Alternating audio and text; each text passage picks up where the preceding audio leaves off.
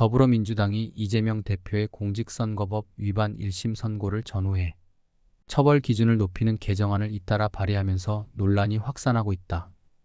여당에서는 이재명 방탄 입법이라는 비난이 나오고 있다.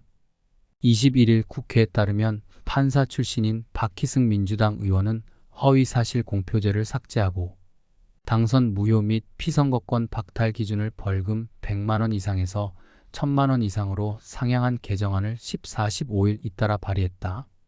박 의원은 현행법상 허위사실 공표죄와 후보자 비방죄는 헌법이 보장하는 표현의 자유를 심각하게 제한한다며 자유로운 의사표현은 사법, 자제 영역으로 보는 것이 타당하다고 발의 취지를 설명했다.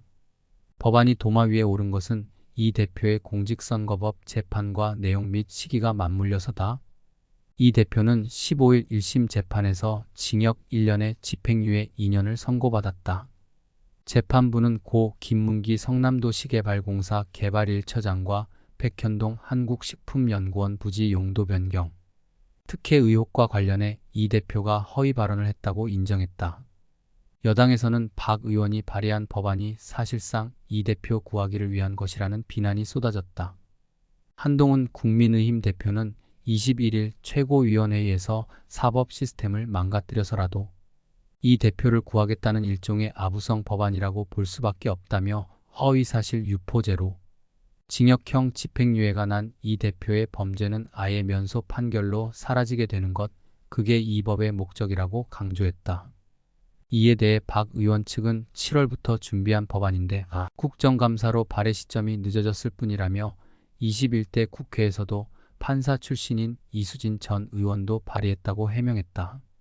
부칙의 법 개정 이전 범죄에는 소급 적용하지 않는다는 내용이 담겼기 때문에 개정안이 통과되더라도 이 대표 사건에는 적용되지 않는다는 게 민주당 측 설명이다.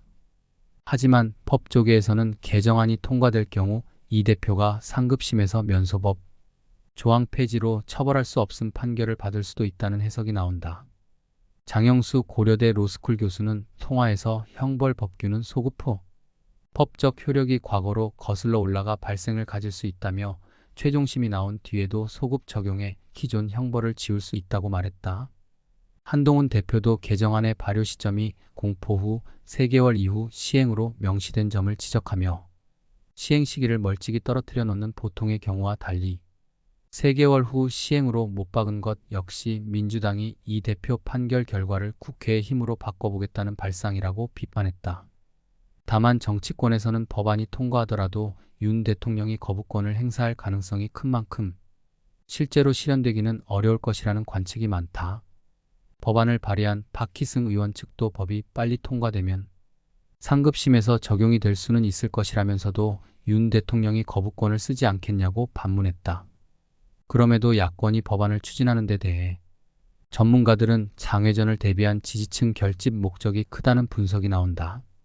이재묵 한국외대 정치외교학과 교수는 윤 대통령이 거부권 행사할 가능성이 거의 확실한 상황에서 추진한다는 것은 결국은 지지층 결집하고 사법부를 압박하려는 목적이 크다며 윤 대통령과 이 대표의 대결 구도를 선명하게 하려는 것인데 법안을 정쟁화하려는 셈이라고 말했다.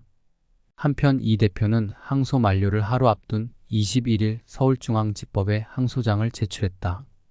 이런 가운데 민주당은 이날 국회 운영위원회 전체회의를 열고 대통령실 특수활동 및 특활비 82억 5,100만 원을 전액 삭감한 내년도 예산안을 단독 처리했다.